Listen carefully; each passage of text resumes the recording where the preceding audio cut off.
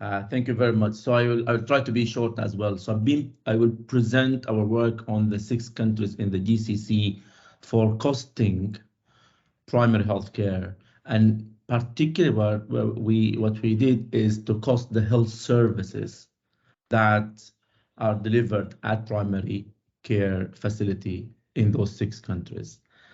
Next slide, please.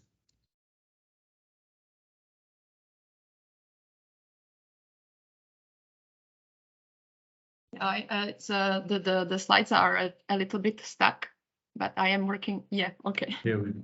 Okay, perfect. So the scope of this work is to try to estimate the cost of selected clinical services that are provided at primary care level across the 6 countries in the GCC, and to categorize those clinical services across these 8 domains: the maternal, newborn, and reproductive health program, nutrition program, child health, general practice, immunization, non-communicable diseases, mental disorders, and oral and dental care. I'm not trying here to give, to show the results, but this is a snapshot of the kind of results that this work produce at each country, but then we develop the census report to bring all the countries together to look at similarities and comparisons.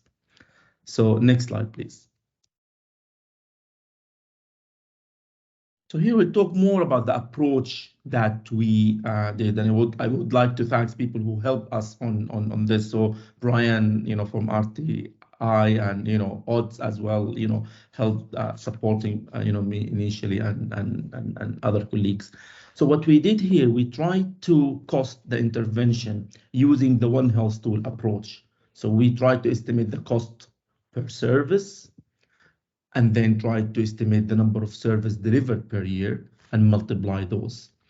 It looks, easy to say that, but it's really, there is a lot of, data that need to be collected, and approval and agreement that need to be done. But the cost of service composed of the drugs and supplies, the personal time, and then the number of visits needed for that services. And then to estimate the number of services per year, we look at the target population in need, and then try to estimate coverage. But when data is available for the number of services in the country, we use that. But as Anne said, it's not easy to work with One Health tool sometimes when it comes to coverage, different definition, different estimation. But we use a stepwise approach to go through this methodology. So initially, we identified the clinical service at primary health care from the One Health tool and created a list of those services. Then we consulted with focal persons from each Minister of Health in the 6 countries to try to modify that list and validate it.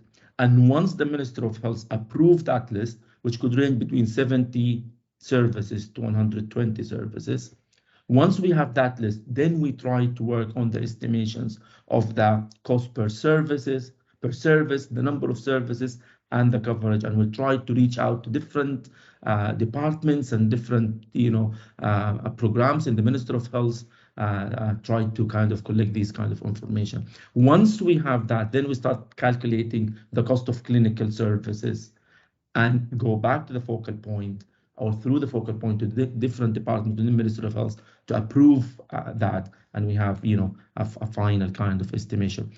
And we want it to be clear that we are not estimating the full primary health care expenditure. We have a snapshot into that, and you can see it on the left here on purple, because this is the scope of the study. Next, my last slide.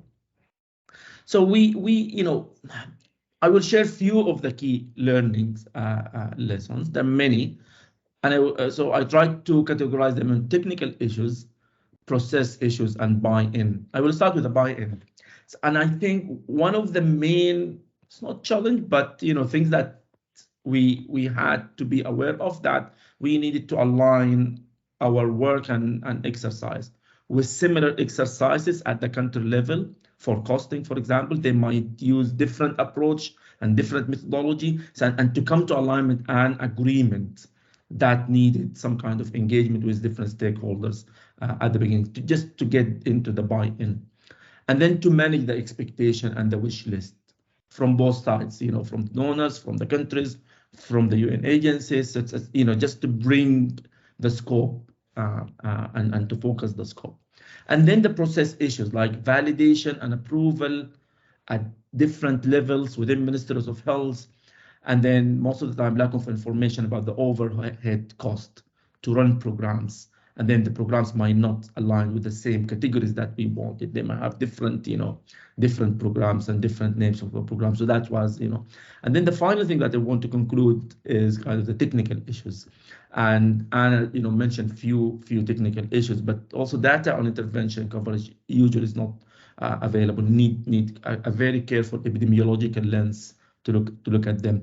Generalizability and comparability between countries might be an issue, because certain countries might push the methodology into different direction, or for example, they want to include only citizens or expat as well, and that kind of things might limit the generalizability sometimes of the study. And then the issue of the role of the private sector in the primary healthcare and their share of that services, might also, be one of the challenges. And the final thing is that there is some kind of lack of documentations and guidelines for the One Health tool for PhD costing. I think more documentations need to be done for this program. I will stop here, and I'm happy to answer any question at the end. Thanks, Nadia.